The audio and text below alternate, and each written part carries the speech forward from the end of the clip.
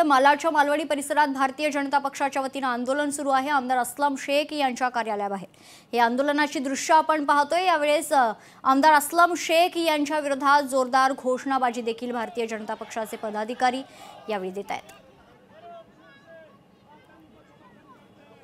या संदर्भात खरतर अतुल भातखळकर यांच्याशी बातचीत केली आहे लोकशाहीचे प्रतिनिधी संतोष देवकर यांनी। पाहूयात आपल्यासोबत अतुल भातखळकर सर, आपण त्याच्याशी बोलूया। सर, काय म्हणाल? आज भाजपकडून आंदोलन करण्यात आलेलं आहे, काँग्रेसकडून हे म्हणत आले निवडणुकीला पाहून भाजप हे करत आहे, कसं पाहता?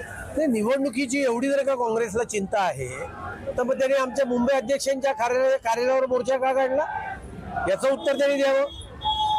मंगल प्रभात लोढाजींनी तर कायद्याचं पालन करत पोलीस स्टेशन पोलीस कमिशनरला तक्रार केली होती की यांनी मला धमकी दिली आहे। मग असलम शेखने खुलासा करायला पाहिजे होता, मंगल प्रभात लोढांची माफी मागायला पाहिजे होती।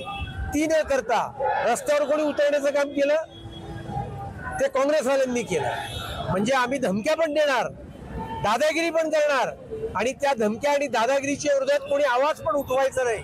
ही दादागिरी आम्ही कुठेही खपवून घेणार नाही, मालवणीत तर नाहीच नाही।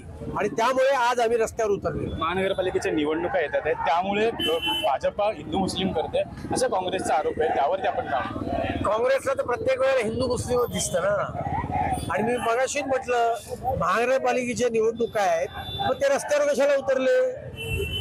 त्यांनी रस्त्यावर उतरण्याची गरज नव्हती। एका मराठी युवकाचा यांच्या मारहाणीमध्ये बळी गेला, त्याला कोण जबाबदार आहे?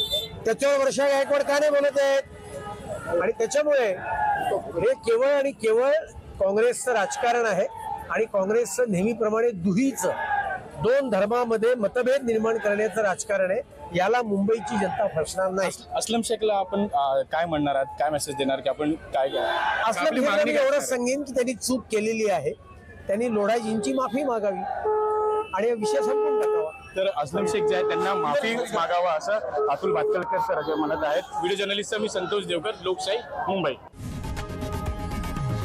लोकशाही मराठी ऐका, पहा, जागरूक रहा।